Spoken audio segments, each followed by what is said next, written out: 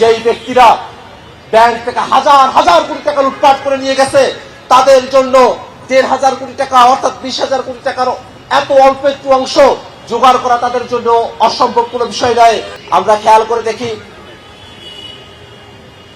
আমাদের এই বাংলাদেশের অধিকাংশ মানুষ তারা শ্রমের সাথে যুক্ত,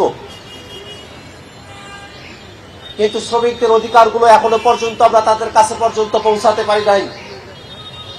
এখনো পর্যন্ত শ্রমিকদের মজুরি অত্যন্ত নিম্নমানের। এই মজুরি দিয়ে এই ঊর্ধ্বমূল্যের বাজারে শ্রমিকরা তাদের পরিবারগুলোকে সঠিকভাবে ভরণ পোষণ দিতে ব্যর্থ হন। আমাদের শ্রমিকের সন্তানেরা তাদের জীবনমান এত নিম্নমানের হয়ে পড়ে যে তারা লেখাপড়ার সুযোগ পায় না, নিজেকে প্রতিষ্ঠিত করার সুযোগ পায় না। শ্রমিকের সন্তান হিসেবে কোন রকম বোঝাপড়া তৈরি হওয়ার পরেই তাদেরকেও শ্রমিকের কাজ করতে হয়, তাদেরকেও শ্রমের সঙ্গে যুক্ত হতে হয়। শ্রমিক বংশানুক্রমিকভাবে তাদেরকে শ্রমের ঘানিটাদেরকে টানতে হয়। সেখানে কোনো রূপান্তর আর সম্ভব হয়ে ওঠে না। আমরা যদি আমাদের শ্রমিকদের ক্লাসিফিকেশনের দিকে তাকাই, যারা কলকারখানায় কাজ করেন, বিভিন্ন প্রতিষ্ঠানে কাজ করেন, সেখানে তারা তালিকাভুক্ত থাকেন। সেখানে তাদের যে অধিকারগুলো আছে সেটা তারা বুঝে পান না, তাদের থেকে আরো করুণ দশায় থাকেন। যারা ব্যক্তিগত পর্যায়ে শ্রম দেন সেই সব মানুষেরা,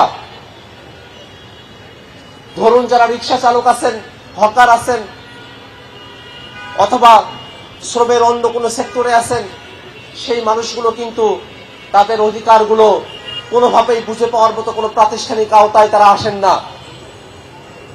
আজকে আমরা এই শ্রম দিবসের আলোচনায় যখন মজুরির কথা বলছি, তখন সামগ্রিকভাবে বাংলাদেশের অর্থনৈতিক প্রেক্ষাপটের দিকে আমাদেরকে তাকানো প্রয়োজন। গতকাল আমাদের অর্থমন্ত্রী সংসদে বাংলাদেশের অর্থনৈতিক ব্যবস্থার উপরে যে বক্তব্য দিয়েছেন, তাতে করে জাতি হিসেবে আমাদের ভীত সন্ত্রস্ত হওয়ার মতো পরিবেশ তৈরি হয়েছে। বাংলাদেশের অর্থনীতি একটা খাদের কিনারায় দাঁড়িয়ে আছে।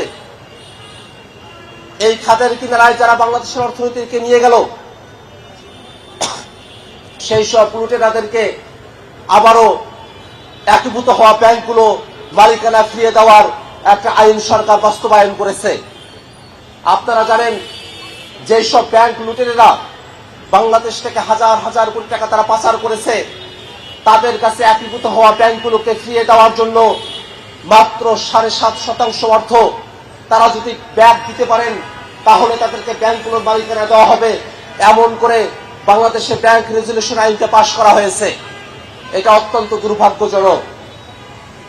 অন্তর্বর্তীকালীন সরকারের সময়টাতে একীভূত হওয়া 5টি ব্যাংক এস আলম সহ যাদের কাছে ছিল, যারা ব্যাংকের লুটেরা হাজার হাজার কোটি টাকা বিদেশে পাচার করেছে, তাদের হাত থেকে ব্যাংকগুলোকে রক্ষা করার জন্য যে আইনটা করা হয়েছিল, সেখানে ওই লুটেরা মালিকেরা, শেয়ার হোল্ডাররা তারা ব্যাংকগুলোতে আর ফিরতে পারবে না, সে আইনটা করা হয়েছিল, অধ্যাদেশ করা হয়েছিল।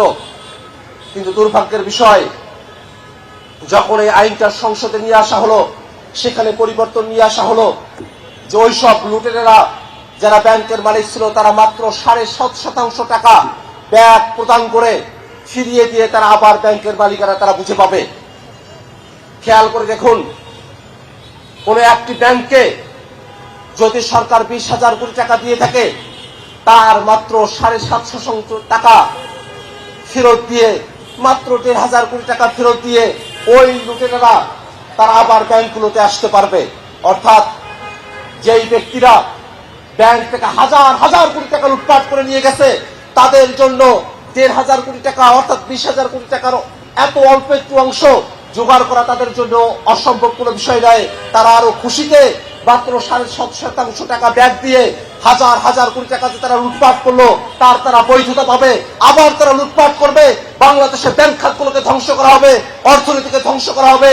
তার মধ্য দিয়ে এদেশের শ্রমিকেরা, মেহনতি মানুষেরা, তাদের মজুরিকে বাধাগ্রস্ত করা হবে, তাদের জীবনমানকে কমিয়ে নিয়ে আসা হবে। বাংলাদেশকে অর্থনীতিকে একটা খাদের কিনারায় নিয়ে গিয়ে দাঁড় করানো হবে। এমন ধরনের আইন সংসদে পাশ করানো হয়েছে।